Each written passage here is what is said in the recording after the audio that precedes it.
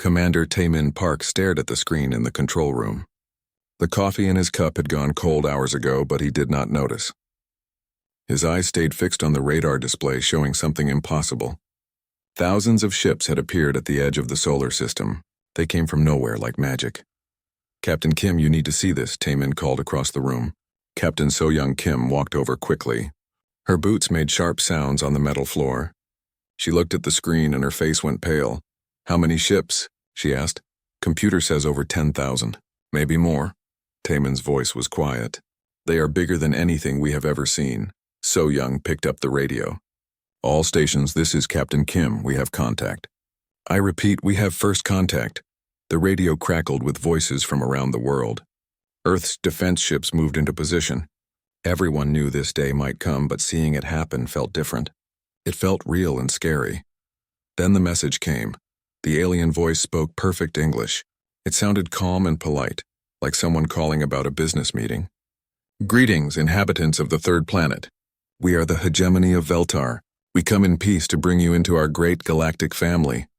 So-Young grabbed the microphone. "This is Captain So-Young Kim of Earth Defense. We welcome peaceful contact." "Excellent," the alien voice said. "We are sending you the Codex of Planetary Integration. Please review these documents carefully.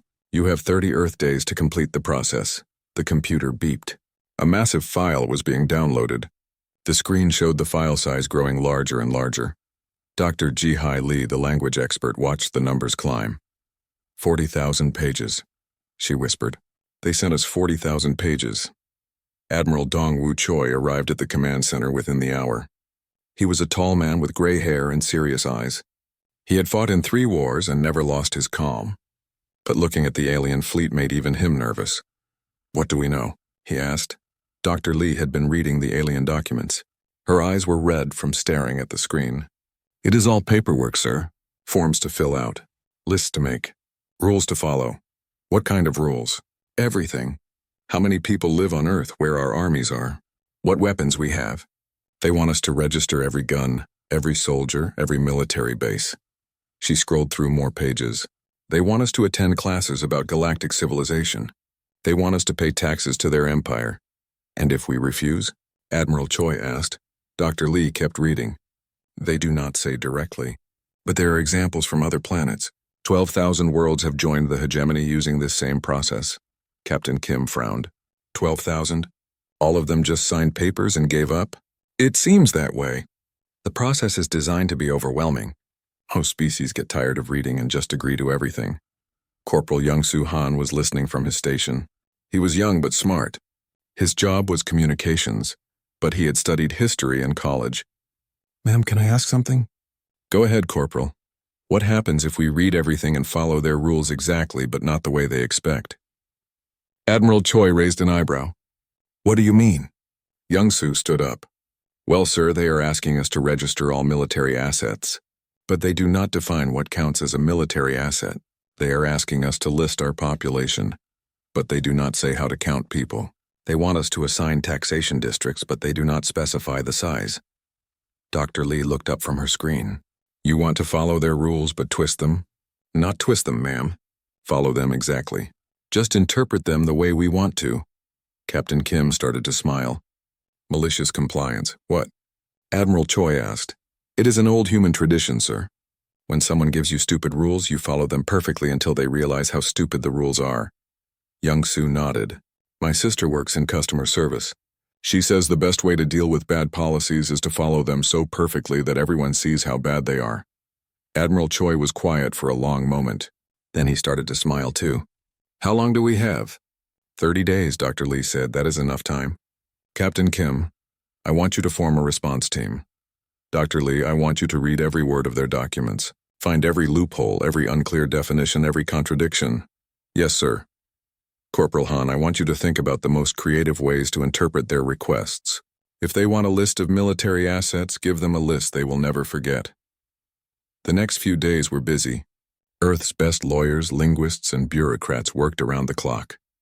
They read the alien documents word by word. They made lists and charts and diagrams. General Sujin Nam joined the team. She was famous for being creative in battle. "The aliens think they are conquering us with paperwork," she said. Let's show them what human paperwork looks like. Attorney Yunji Bei brought her whole law firm to help. I have been fighting bureaucracy for 20 years, she said. These aliens picked the wrong species to bury in forms. The team found hundreds of problems in the alien documents. Rules that contradicted each other. Definitions that made no sense. Requirements that were impossible to fulfill. Look at this, Dr. Lee said. They want us to list all dangerous weapons, but they define dangerous as anything that can cause harm. Technically, that includes hammers, cars, and sharp pencils. And this part, Attorney Bay added, says we must preserve our cultural traditions during integration, but our cultural traditions include democracy, free speech, and the right to bear arms. Young-soo was making his own list. If they want military assets, I am including every veteran who still remembers their training. That is about 50 million people. I am also including every martial arts school, every sports team that trains for contact sports, and every person who owns a hunting license. Captain Kim laughed. How many items will be on your list? About 600 million so far, ma'am. And I am only getting started. The alien fleet waited patiently in space. They sent polite messages asking about Earth's progress. They seemed confident that humans would simply give up and submit like everyone else. They had no idea what was coming. On day 28, Admiral Choi called a final meeting. The response team had worked without rest. They had created the most detailed, thorough, and technically accurate response in galactic history. Are we ready? The Admiral asked. Dr. Lee nodded. Our response is complete. Every form is filled out correctly. Every requirement is met exactly as requested. How many pages? 2,400,000 pages, plus appendices. Attorney Bay smiled. We also included requests for clarification on 47,000 unclear points in their documents. Galactic law requires them to respond to every question. General Nam held up a thick folder. Our military asset registration includes everything from nuclear submarines to my grandmother's rolling pin. All properly categorized and documented. Captain Kim looked around the room. Everyone was smiling now. Even Admiral Choi looked pleased. Send it, the Admiral ordered. Young-soo pressed the transmission button. Earth's response shot across space toward the alien fleet. 2.5 million pages of perfect bureaucratic compliance. In the command ship of the Hegemony Fleet, Supreme Administrator Velnash Mordoon received the human response. He expected a simple surrender document, maybe a few pages of protest. His computer screen showed the file size. He blinked. He checked again. The number did not change. How big is this file? He asked his assistant. 2,400,000 pages, Supreme Administrator, plus requests for clarification that require formal response. Velnash had conquered many worlds. He had perfected the art of bureaucratic submission. No species had ever sent him more paperwork than he sent them. Until now. He opened the first page of the human response and began to read. 5 minutes later, he was frowning. 10 minutes later, he was confused. After an hour, he realized something terrible. The humans had actually read his documents. All of them. And they had followed every rule exactly as written, but somehow, following the rules perfectly had made them more dangerous, not less. Supreme Administrator Velnash Mordoon, conqueror of 12,000 worlds, stared at his screen and felt something he had never felt before. Fear of paperwork. Supreme Administrator Velnash Mordoon had been reading human documents for 3 days. His eyes hurt. His head hurt. His assistant had brought him pain medicine twice. Sir, the human ambassador Minho Seo is requesting another meeting, his assistant said. Velnash groaned. Ambassador Seo had been very helpful. Too helpful. He answered every question with more questions. He provided information that created more paperwork. He was polite, friendly, and absolutely exhausting. What does he want now? Clarification on subsection 4847 of the Integration Protocol. Something about taxation districts and historical burial grounds. Send him in. Ambassador Seo entered with his usual bright smile. He carried another folder full of papers. Good morning, Supreme Administrator. I hope you slept well. I did not sleep. I was reading your military asset registry. Why is a kitchen knife listed as a weapon of war? Oh, that. Well, your form asks for all items that could be used for combat. Kitchen knives have been used in warfare throughout human history. We have documentation going back thousands of years. Velnash looked at his notes. You registered 17 million kitchen knives. Actually, 18 million. We found more yesterday. Also, we need to discuss the sports equipment. Sports equipment? Baseball bats, hockey sticks, golf clubs, all traditionally used for combat training. Very important to human military readiness. Those are games. Games that teach hand-eye coordination and weapon handling. Plus, your protocol requires us to preserve cultural traditions. Sports are cultural traditions. Velnash felt a headache coming. What about the martial arts schools? Ah, yes.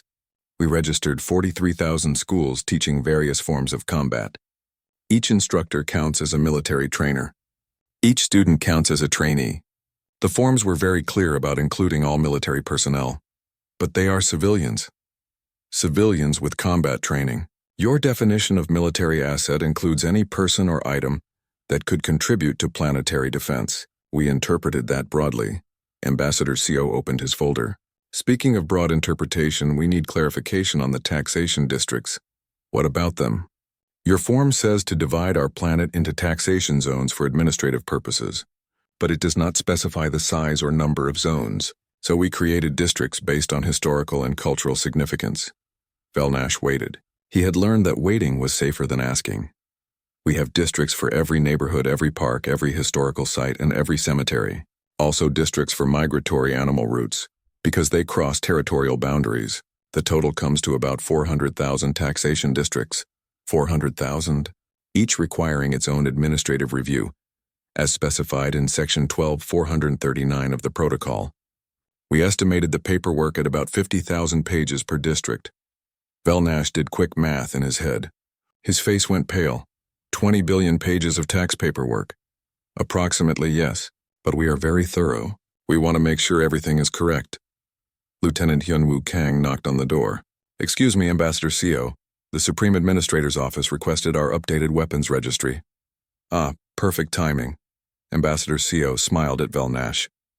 We found some items we missed on the first list. More kitchen knives? Velnash asked weakly. No, sir. Traditional Korean weapons. Also, we realized we forgot to register our veterans. Veterans? Lieutenant Kang stepped forward. Former military personnel, sir. We have about 40 million veterans who still remember their training. Your forms ask for all persons with military experience. We also registered every person with a hunting license. Ambassador CO added. That is another 30 million trained marksmen. And everyone who practices martial arts as a hobby, Lieutenant Kang continued. About 60 million more. Plus anyone who has ever been in a fight, Ambassador CO said cheerfully. We estimated that at about 90% of the adult population. Velnash stared at them. You registered your entire adult population as military assets?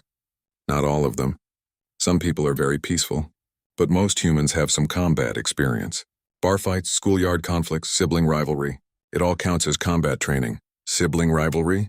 My sister and I used to fight over toys, Lieutenant Kang explained. Very good training for tactical thinking and resource control. Ambassador CO nodded. We included detailed reports on childhood combat games. Tag, hide and seek, capture the flag. All military training exercises when you think about it.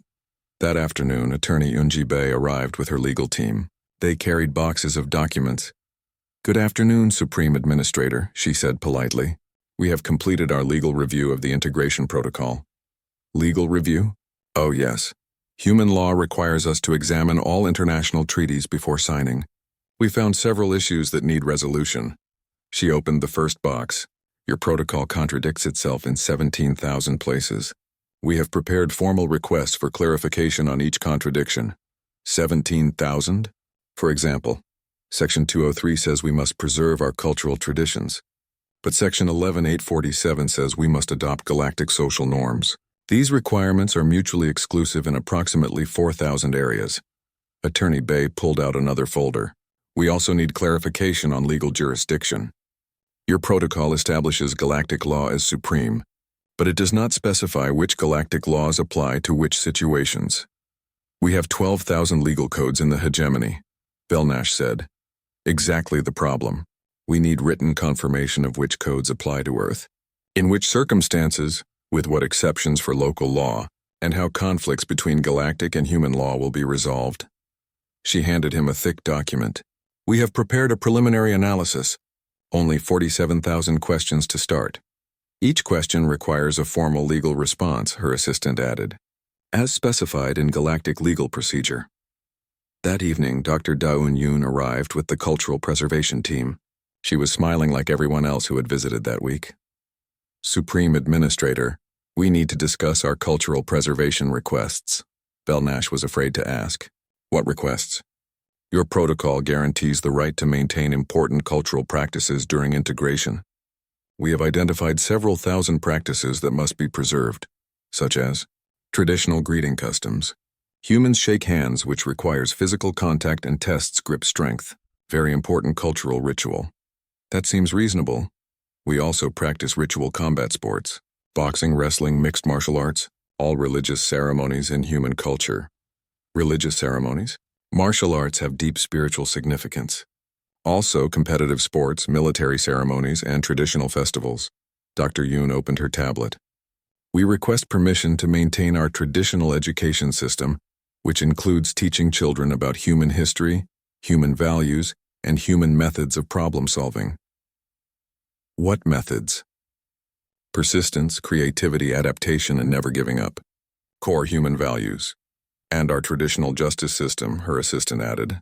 Trial by jury, democratic voting, individual rights. All sacred human traditions.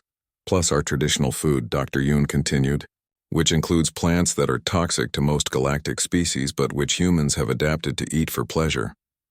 She handed him a list. Capsicum, caffeine, alcohol, chocolate. All technically poisonous, all culturally essential to human society. You eat poison for fun? Spicy food builds character. Caffeine helps us think. Alcohol helps us socialize. Chocolate makes us happy. Very important cultural practices.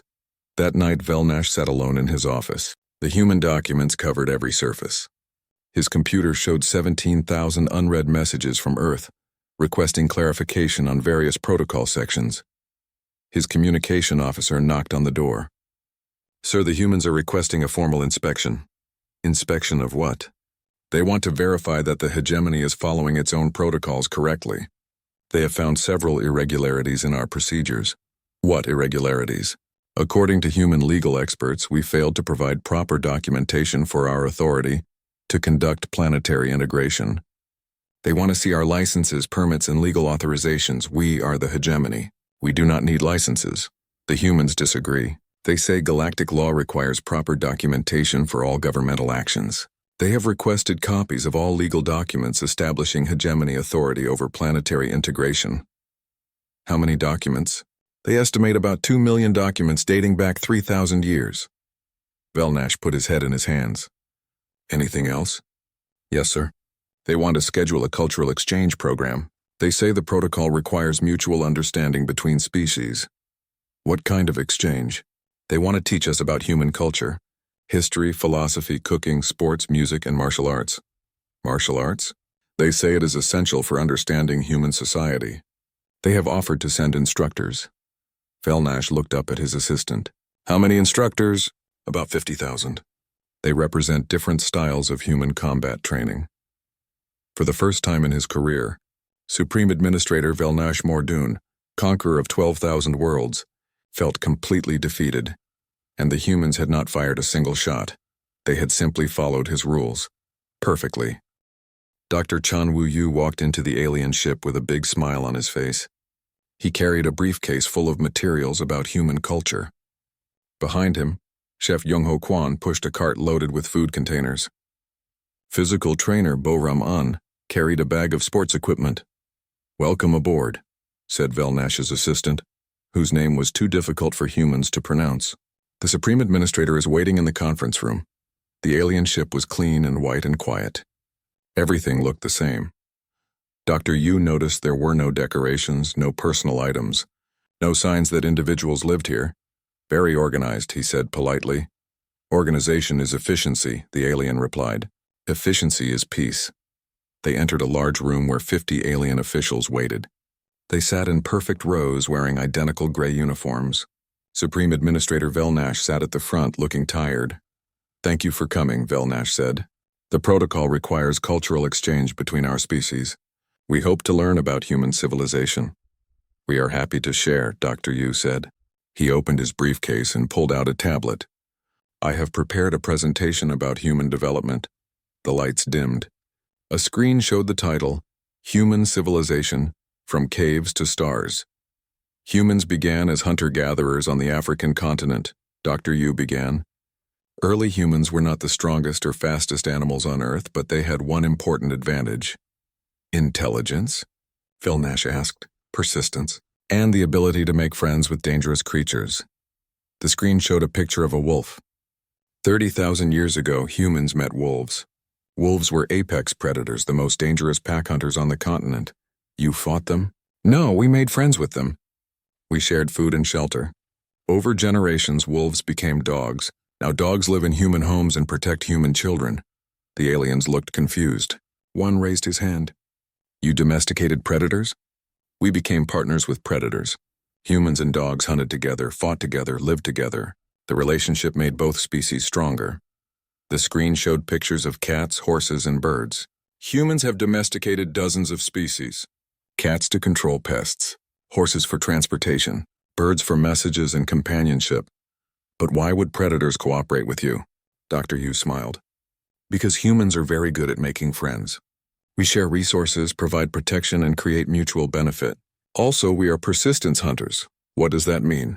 Human hunting strategy is based on endurance. We do not give up, ever. Humans can run for hours without stopping. We chase prey until it collapses from exhaustion. The screen showed a marathon runner. Modern humans run 26 miles for fun. Some humans run 100 miles in a single day, for entertainment. An alien in the back row raised his hand. You run until your prey dies of exhaustion? Sometimes. But usually we just outlast them. Humans are the only species on Earth that can run long distances in hot weather. We evolved to hunt during the day when other predators rest. Chef Quan stepped forward. Speaking of evolution, would you like to try some human food? That would be educational, Velnash said carefully. Chef Quan opened his containers. Wonderful smells filled the room. The alien sniffed curiously. This is kimchi, Chef Quan said, holding up a red fermented vegetable. Fermented cabbage with chili peppers, garlic, and ginger. It smells strong, one alien said. Very strong. The fermentation process creates beneficial bacteria that help human digestion. The chili peppers contain capsaicin. What is capsaicin? A chemical weapon that plants use to prevent animals from eating them. It causes pain and burning sensations. The aliens looked horrified. And humans eat this? We love it. Capsaicin makes food taste better. It also releases endorphins, which make humans feel happy.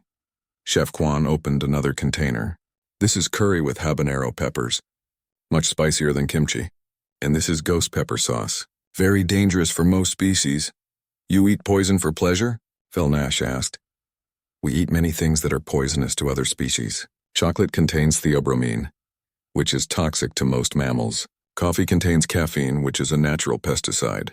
Alcohol is literally a poison that we drink socially. Why? Because humans have very strong digestive systems. We evolved to eat anything that would not kill us immediately. Then we learned to cook things that would kill us to make them safe.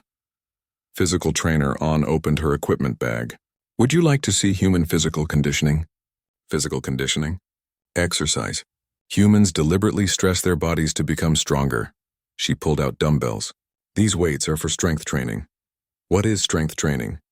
Humans lift heavy objects repeatedly until their muscles are damaged. Then the muscles heal stronger than before. She demonstrated bicep curls. Her muscles flexed and strained. This creates microscopic tears in muscle fibers. The healing process builds larger, stronger muscles. You deliberately injure yourself? Every day. Humans call it working out. We also run until our legs hurt, swim until our lungs burn, and stretch until our joints ache. This is torture. This is Tuesday. Would you like to try? The aliens all shook their heads quickly. How about some human sports? Trainer On asked. She pulled out protective gear. This is equipment for American football. A game? A combat simulation. Two teams try to carry a ball across the field while the other team tries to stop them. Stopping usually involves tackling. Tackling? Deliberately colliding with opponents at high speed to knock them down. She showed a video on her tablet. The aliens watched humans running into each other with tremendous force. The players wear armor because the impacts can cause injuries, Trainer On explained. But humans play this game voluntarily. For fun. You enjoy violence? We enjoy competition, challenge, and testing our limits. Humans like to see how much we can endure. Historian Wu Jin-go stood up next. This brings us to human conflict resolution. Finally, Velnash said, something peaceful. Human history is mostly warfare. Historian Go said, we have been fighting continuously for 10,000 years. That is not peaceful. No, but it is educational. Humans are very creative at fighting. We started with rocks and sticks, then invented swords, bows, guns, tanks, airplanes, and nuclear weapons. Nuclear weapons? We learned to split atoms and release the energy as explosions. One bomb can destroy an entire city. How many nuclear weapons do humans have? About 15,000. Enough to destroy human civilization several times over. Why would you build weapons that could destroy yourselves? To make sure nobody else destroys us first? Human philosophy is simple. If you want peace, prepare for war. But you are at peace now. Because everyone knows we are prepared for war. Humans call it mutually assured destruction. If anyone attacks us with nuclear weapons, we attack them back. Everyone dies, so nobody attacks. Historian Go showed more slides. Humans have also weaponized diseases, chemicals, and information. We turned mathematics into code-breaking tools. We turned radio waves into radar and communication systems. We turned rockets into delivery systems for weapons and exploration vehicles. Everything is a weapon to humans. Everything can be a weapon if you think creatively.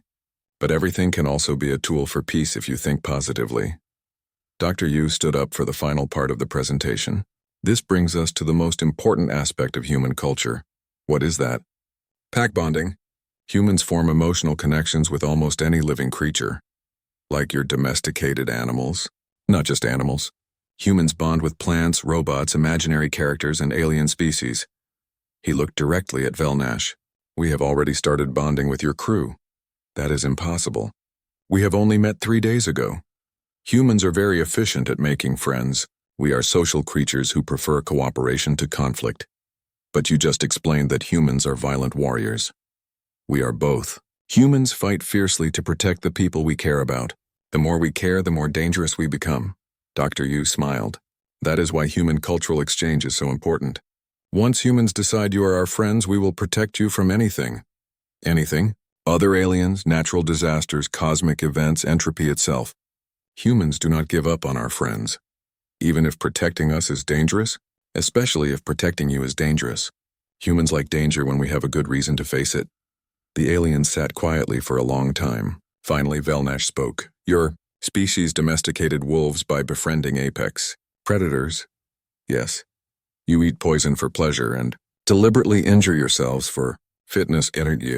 You created weapons that could destroy your own civilization to prevent others from destroying it. Yes. And you form emotional bonds with any species that shows you friendship? Yes. Vel. Nash looked around the room at his officers. They all looked as confused and worried as he felt. What happens if someone threatens your friends? Dr. Yu's smile became something different, something that made the aliens nervous. Then you meet the other side of human nature, which is the side that hunted mammoth to extinction, turned wolves into pets, and built nuclear weapons. The side that never gives up. Supreme Administrator Velnash Mordoon stood in his command center looking at the reports from the Cultural Exchange Program. His officers were requesting transfers to other assignments. 3 had asked for medical leave. 1 had submitted a formal resignation. Sir, his communications officer said, we have received another request for clarification from the humans. How many pages this time? 87,000. They want detailed explanations of our authority to conduct planetary integration. Velnash closed his eyes. The humans had been sending clarification requests for weeks. Each answer led to more questions. Each question led to more paperwork. The bureaucratic process had become a nightmare that would not end. Sir, another officer said, the Council of Admirals is requesting a status report on the Earth integration. What do I tell them? The truth, sir? Velnash laughed bitterly. The truth is that we are being defeated by forms and regulations. The humans are following our own rules better than we do. His tactical officer looked up from his screen. Sir, there might be another option. What option? Military conquest. Direct invasion without the protocols. Velnash considered this. The protocols existed because warfare was expensive and unpredictable. Bureaucratic conquest was safe, efficient, and had worked 12,000 times before. But the humans had broken the system. How long would invasion take? Earth has limited space defenses. Our fleet could establish orbital control within hours. Ground invasion should be complete within days. Any resistance expected? Minimal. Humans have no significant military technology compared to our forces. Velnash made his decision. Prepare for military action. Deploy the fleet for planetary conquest. Yes, sir. What about the protocols? Forget the protocols. We will impose order after victory. The hegemony fleet moved into attack formation around Earth. Weapon systems powered up. Landing craft prepared for deployment. After weeks of bureaucratic frustration, military action felt simple and clean. General Sujin Nam watched the alien ships on her tactical display. She had been waiting for this moment. All stations, this is General Nam. Condition red. Military action is authorized. Around the world, Earth's defense systems activated, but not the systems the aliens expected. Sir, reported Colonel Seok Jinjang from Seoul, the aliens are beginning orbital bombardment. Excellent. Execute plan persistence. The first alien energy beam struck major cities. The aliens expected destruction and panic. Instead, the cities seemed to absorb the attacks. Buildings collapsed, but people emerged from underground tunnels and subway systems. The humans had prepared for this. How are they surviving? Velnash demanded. Unknown, sir. The cities appear to be designed for siege warfare. Designed for siege? The humans built their cities like fortresses. Multiple levels, underground networks, redundant systems. Every major population center has shelter networks. Commander Taemin Park led Earth's space forces from the orbital defense station. He watched the alien fleet spread out for bombardment and smiled. Helm, take us directly at their flagship. Sir, that is suicide. No, that is human tactics. Maximum speed ram course. The human ships did not try to match alien firepower. Instead, they used hit-and-run attacks, ramming maneuvers, and suicide runs. But the pilots ejected at the last second and were picked up by rescue ships. They are not trying to win, the alien tactical officer reported. They are trying to make us pay a price for victory. What kind of price? Every human ship we destroy takes one of ours with it. They are trading one for one. But we have more ships, yes, sir. But they do not seem to care about losses. They keep coming. Pilot In-Suk Lee was in her third fighter of the day. The first two had been destroyed in ramming attacks on alien cruisers. She had ejected both times and been picked up by rescue ships. This is Phoenix Leader to all fighters. Remember, we are not trying to win a space battle. We are buying time for the ground forces. What ground forces? Her wingman asked. All of them. On Earth, the real battle was beginning. The aliens sent landing craft to capture major cities. They expected quick surrender from frightened civilians. Instead, they met Marine Kyung-Soo Park and his urban warfare specialists.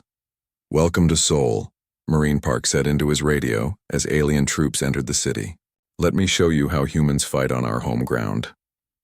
The aliens found that human cities were not just places where people lived. They were tactical environments designed by a species that had spent thousands of years fighting itself. Every bridge could be destroyed to control movement. Every building provided cover and elevated positions. Every tunnel and subway system allowed defenders to appear and disappear like ghosts. They know every inch of this terrain, the alien ground commander reported. They appear, attack, and vanish before we can respond. How many defenders? Unknown. Could be thousands. Could be millions. Every civilian seems to be a potential combatant. The aliens learned about human persistence the hard way. When their positions were overrun, the humans retreated, regrouped, and attacked again. When their weapons were destroyed, they improvised new ones. When their leaders were killed, new leaders emerged. They do not know how to surrender, the ground commander reported. Everyone knows how to surrender. Not humans, sir. We have offered terms to 17 different groups. They all refuse. They say they will keep fighting until we leave. That is impossible. No species fights to extinction. Humans might, sir. They seem to think losing is worse than dying. Admiral Dongwoo Choi coordinated the defense from a bunker deep under the Korean mountains. His staff worked around the clock, moving resources and personnel to where they were needed most. Status report, he ordered. We have lost 60% of our space fleet, Captain Kim reported, but we have destroyed 40% of theirs. Ground forces? Holding all major cities. The aliens control some territory, but they cannot hold it. Our people keep fighting back. Casualties? Heavy on both sides. But sir, morale is still high. The troops are not giving up. Good, that is the plan, sir. Human strategy is not about winning quickly. It is about making the enemy pay such a high price that victory becomes meaningless. On the alien flagship, Velnash was learning this lesson personally. His fleet was winning every battle but losing the war. Status report, he demanded. We control Earth's orbital space, sir. We have landed troops on all continents. We are advancing on all fronts. Then why do you look worried? Casualties, sir? We have lost 800 ships and 2 million ground troops. In how many days? 6 days, sir. Velnash felt sick. How many humans have we killed? Approximately 5 million, sir. And they still resist? Yes, sir. If anything, resistance is increasing. Killing humans seems to make other humans more determined to fight. That makes no sense. Human psychology is difficult to understand, sir. They seem to fight harder when they are losing. The tactical officer looked up from his screen. Sir, we have another problem. What now? The other species in our empire are asking questions about the Earth campaign. What questions? They want to know why conquest is taking so long. They want to know about the casualties. Some are asking if humans might be better allies than subjects. Allies? The humans have been broadcasting their cultural exchange presentations to the entire galaxy, sir. Other species are impressed by human creativity, determination, and loyalty. Velnash stared at the display showing Earth. The planet was burning in a dozen places, but the humans kept fighting. How long can they maintain resistance? Unknown, sir. Human military doctrine seems to be based on outlasting their enemies, rather than outfighting them. How long can we maintain the attack? At current casualty rates, we will lose fleet effectiveness in about 30 days, sir. And if we withdraw? The humans have made it clear they will accept nothing less than complete withdrawal from their system. Velnash had a terrible realization. The humans were not fighting to win. They were fighting to make sure the hegemony could never return. Get me a communication channel to Earth Military Command. Yes, sir. A few minutes later, Admiral Choi appeared on the screen. His uniform was dirty and he looked tired, but his eyes were bright and determined. Supreme Administrator, Admiral Choi said politely, are you ready to discuss terms? What terms? Complete withdrawal of your forces from our system. Recognition of Earth as an independent world. And formal agreement that the hegemony will never return. And if we refuse? Admiral Choi smiled, and Velnash finally understood why humans smiled when they fought. Then we keep fighting until you change your mind. That could take years. Humans are very patient. Supreme Administrator, we have been fighting each other for 10,000 years. We can fight you for 10,000 more. Your casualties will be enormous. Yes, but yours will be worse. Humans fight harder on our home ground, and we are very good at making enemies pay for victories. Velnash looked around his command center. His officers were exhausted. His ships were damaged. His ground forces were trapped. In cities full of humans who refused to stop fighting, he had conquered 12,000 worlds with bureaucracy and overwhelming force, but he had never fought a species that treated warfare like a marathon, and humans always finished marathons. 6 months after the failed invasion, former Supreme Administrator Velnash Mordoon sat in a meeting room on the human space station above Earth. The title on his new uniform read Deputy, Coordinator of Colonial Defense. He was still getting used to it, President. Yansu Kim entered the room with Admiral Dongwoo Choi and Ambassador Min Ho Seo. She had been elected in Earth's first post-contact election, winning on a platform of aggressive diplomacy and protective partnerships. Good morning, Velnash, President Kim said. How are the integration meetings going? Slowly, Velnash admitted.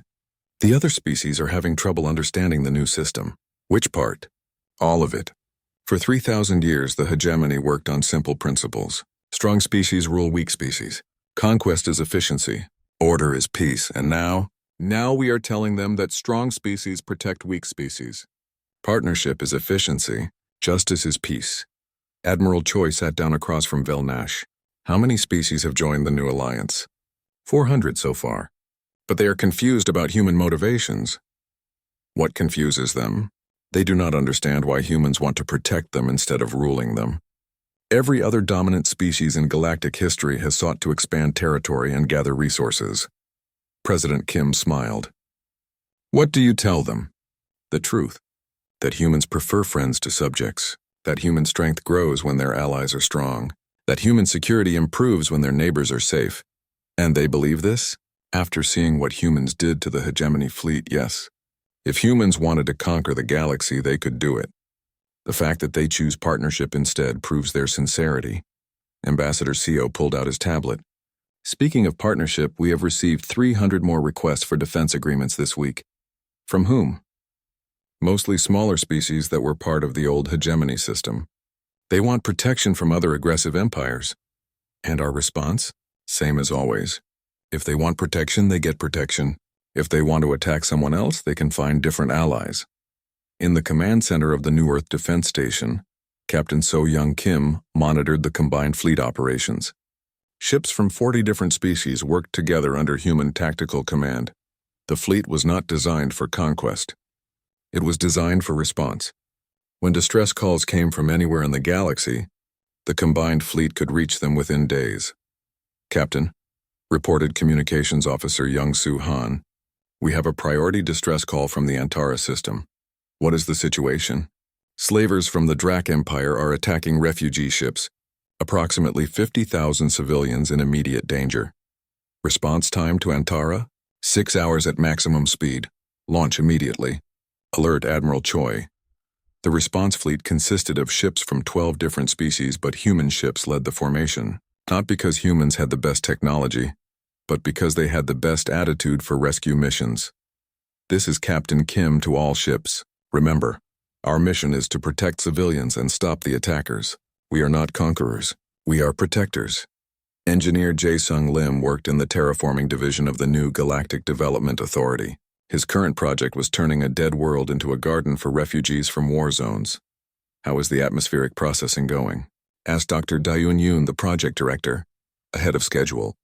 The new alien technologies combined with human techniques are very effective. What makes the combination work so well? Alien precision with human stubbornness. They know how to do things correctly. We know how to make things work even when they should not work. Dr. Yoon laughed. That seems to be the pattern. Yes, aliens have amazing knowledge and tools. Humans have amazing determination and creativity. Together we can fix problems that neither could solve alone. The terraforming project was one of hundreds across the galaxy. The new alliance did not just protect member species. It helped them build better lives on better worlds. In his office on the diplomatic station, former Supreme Administrator Velnash read reports from across the galaxy. The transformation was remarkable and troubling. Remarkable because it was working.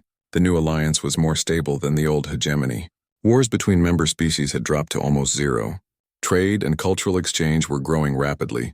Troubling because it challenged everything Velnash had believed about galactic politics. Ambassador Seo knocked on his door. Do you have a few minutes? Of course. What is it? I wanted to check on your adjustment to the new system. Velnash gestured to the reports on his desk. I am still trying to understand it. The numbers do not make sense. Which numbers? Military efficiency numbers. The old hegemony maintained order through fear and superior force. We needed huge armies and constant military action. And now, the new alliance maintains order through cooperation and mutual defense. Military actions are rare, but when they happen, they are devastatingly effective. Why does that trouble you? Because it suggests that the hegemony was wrong about everything. We thought might made right. Humans proved that right makes might. Ambassador CO sat down. Can I share something with you? Please. Humans were not always peaceful. Our history is full of wars, conquest, and empire building. We learned cooperation because we learned that fighting each other was wasteful and dangerous. What changed? We realized that making enemies was expensive and making friends was profitable. Strong allies make you stronger. Weak enemies make you weaker. But humans are clearly the dominant military force in the galaxy because we have the best allies. Our friends fight harder for us than our enemies fight against us. Velnash considered this. Human strength comes from the strength of human friendships. Exactly. The more people we protect, the more people protect us. The more species we help, the more species help us. And this makes humans more secure than conquest would? Much more secure. If we conquered the galaxy, we would have billions of enemies waiting for a chance to rebel. Since we protect the galaxy, we have billions of friends watching for threats. In the Combined Fleet Command Center, Admiral Choi reviewed the after-action report from the Antara rescue mission. Casualties?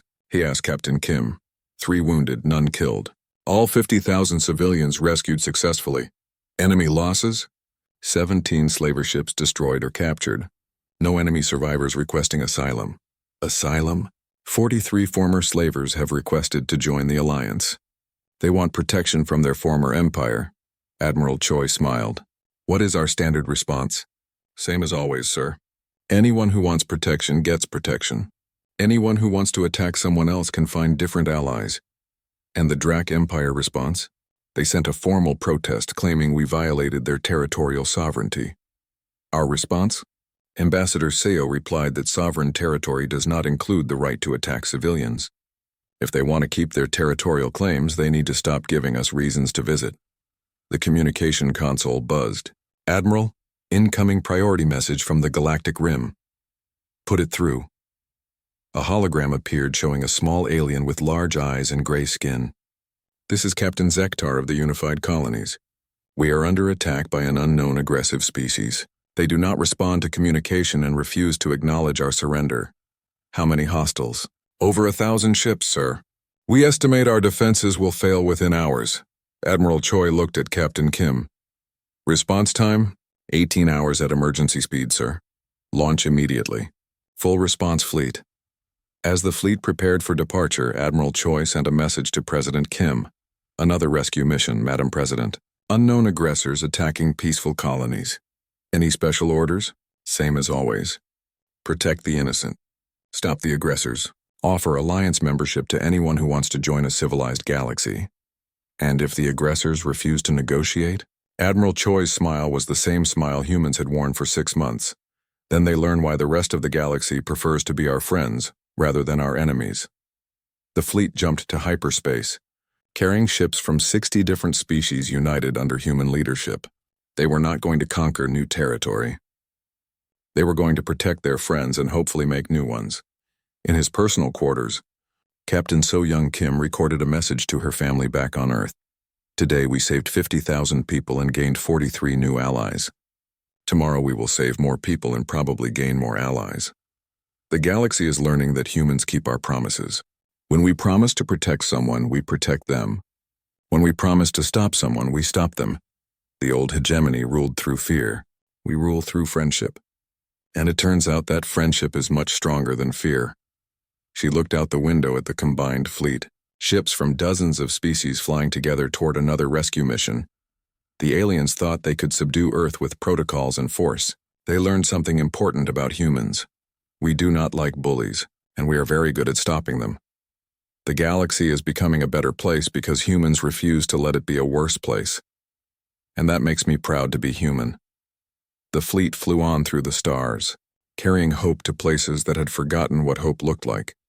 Behind them, Earth continued to spin, blue and green and beautiful, protected by friends they had made by being the kind of species others wanted as friends. The galaxy had tried to change humanity,